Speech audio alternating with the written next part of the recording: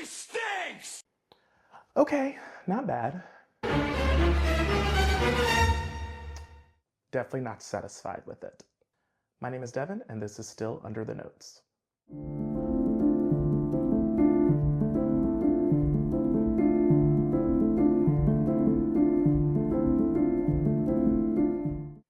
So I have the Firebird memorized, but I'm not quite playing it the way that it should be played, the way it needs to be played. I'm not a teacher, I'm not a performer in a recital, I am just someone recording this, and it's hard. It's really difficult to play this piece. Igor Stravinsky wrote the Firebird in 1910. It was his first major breakthrough. It's what put him on the map.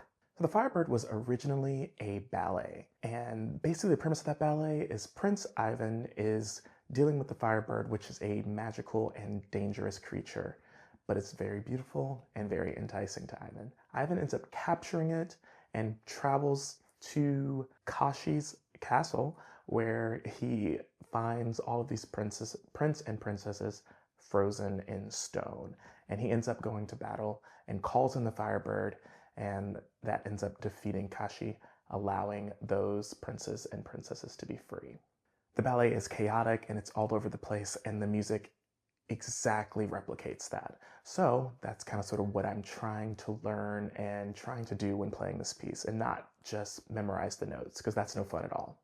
And since this was originally a ballet, obviously this was played by an orchestra, but I am playing this for solo piano, meaning I have to kind of sort of play all these different instruments, harps, bassoons, oboes, violins, all these things in order to get that full picture across to the audience, or for myself, really. For example, in the beginning of the piece, there's a lot of tremolos in the right hand, and that is because really what that's being played by is a flute, and they're able to sustain those notes over a long period of time, and the piano obviously can't do that. So in order to get that same effect, you kind of sort of have to repeatedly play the same notes over and over again to get that. I'll play a little bit of that right now just so you can kind of sort of see what that's like.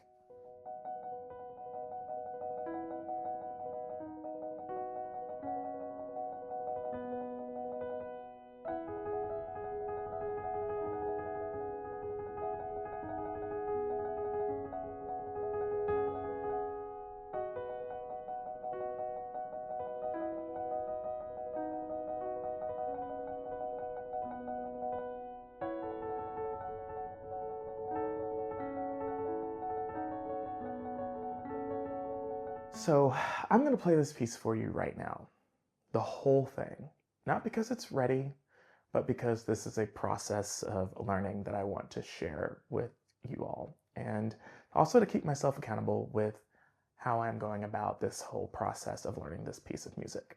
But this is where I am today, and I want to be able to track my progress and see what changes over time.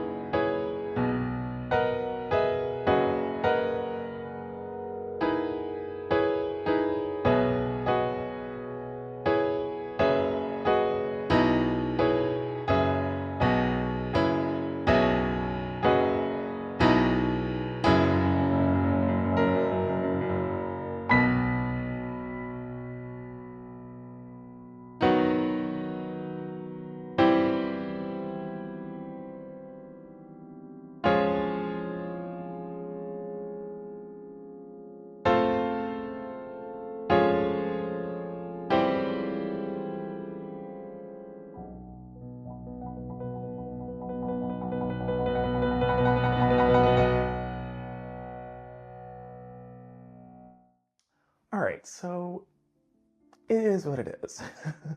Obviously, there's a lot of timing issues there. There's issues with making sure we execute the correct notes at the correct time.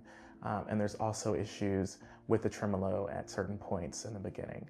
Also, there's a lot of dynamics issues, making sure that I'm voicing things correctly. So especially the left hand in the beginning with just the single notes, those really need to ring out over the tremolo. The tremolo is kind of sort of just a rumbling in the background, but as I'm playing this more, I'm starting to see that I am kind of sort of giving emphasis to it. And mostly because I'm thinking about the technique of doing a tremolo. It's kind of sort of like the action of twisting a doorknob. And if you don't do it right, you kind of sort of build up a lot of tension in your forearm and in your wrist, which could lead to injury in the future. And also just makes it not fun to play. And this is a really fun piece to play and something that I want to be able to play for a long time. So in order to do that, I have to work on the technique of playing tremolos. But for next time, what I'm really going to focus on is those notes and making sure that they are played at the correct time and that the rhythm is correct and the timing is correct.